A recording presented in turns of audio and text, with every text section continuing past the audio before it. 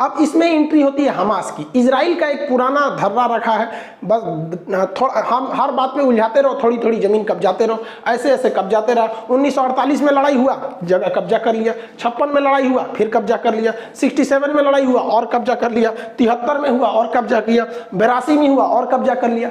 अभी तक इन लोग को समझ में नहीं आ रहा है कि नहीं हट पाएंगे उनसे। आराम से जब नहीं हट पाओ किसी से तो नरम दल का रास्ता अपना दो, लेकिन ना, अभी भी लोग मारे करेंगे लोग। अभी जो वर्तमान सिचुएशन है, फिलिस्तीन के लोग कहते हैं कि सुनो ना, हमको जो 48 वाला बतिया था ना, ये वाला 44% जो था वही हमको दिला दो, 48% दिला दो, नहीं चाहिए हमको, वापस दिला दो। इजराइल कहता है हाँ हाँ वापस दिला दो, है सब तो मार काट काहे किया था, माने तुम मारने आया था इसलिए कि हमको पूरी तरह से उजाड़ दो, पूरा देश का देश आया था, और जब हार गए तो यहाँ बोलते हो कि वापस यूएनओ वाला ही दिला दो। अब ये पॉसिबल नहीं है। अब यहाँ दो पार्ट बन गया है, जो फिलिस्तीन है उसके दो राज्य हो गए हैं, फिलिस्तीन देश के दो राज्य। एक ये जो इधर थोड़ा सा बचा हुआ है इसे कहते हैं वेस्टर्न बैंक, और जो इधर बचा हुआ है इसे गाजा पट्टी या गाजा स्ट्रिप कहते हैं। इन्हीं दोनों को मिला के फिलिस्तीन बना है। अब इजराइल इनको प्लानिंग में है कि यहाँ से भी निपटा के फाइल निपटा दिया जाए।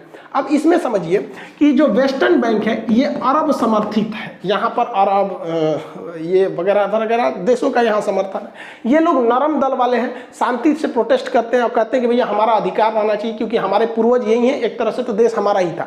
यहाँ आप शांति देखेंगे, यहाँ मार धार नहीं होता है, यहाँ पे अगर प्रोटेस्ट भी होगा तो डेमोक्रेटिक तरीके से नॉर्मल होगा।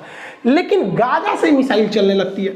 इवन जो शाहजरा वाला एरिया है वो यहाँ है, जेरूसलम वाला एरिया यहाँ है, लेकिन जो रॉकेट दागे जा रहे हैं वो गाजा से दागे जा रहे हैं, यहाँ से दागे जा रहे हैं। अब ये गाजा में ऐसा क्या है, तो गाजा में ईरान का समर्थन है और इसमें अरब का समर्थन है।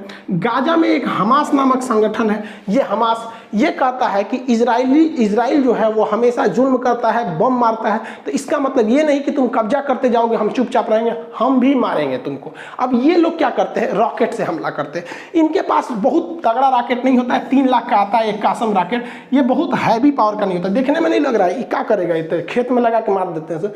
लेकिन हाँ, ये एक पब्लिक के लिए बहुत खतरा है, किसी देश के लिए नहीं, बट पब्लिक वाले एरिया में गिर जाएगा तो तबाही मचा देता है। ये कासम रॉकेट जो है ये लगातार मारते हैं सब, और ये एक दूगो नहीं मारता है, एक के बार मारेगा सो 200 400 500, अब तक के लोग सोचा 1500 मार चुका है लोग रॉकेट एक हफ्ता में धड़ाधड़। इसको ट्रांसपोर्ट करने में कुछ जाता नहीं, लगाओ पलिता मार दो यहाँ से। इनमें कोई टारगेट फिक्स नहीं रहता है, गिरे जहाँ गिरे मन गिरो वहाँ पर। अब इनका इन लोगों ने बड़ा रेंज भी बना लिया है कासम रॉकेट का। पहले इजराइल का थोड़ा सा एरिया आता था, अभी धीरे धीरे इन लोगों ने पूरे एरिया को कब्जा कर लिया, इस कासिम रॉकेट के अंदर में आ गया, तेल अवीव तक हमला कर दिया है वहाँ से। इस बार हमास ने इजराइल को ज़्यादा क्षति पहुँचाया पिछली बार के तुलना में।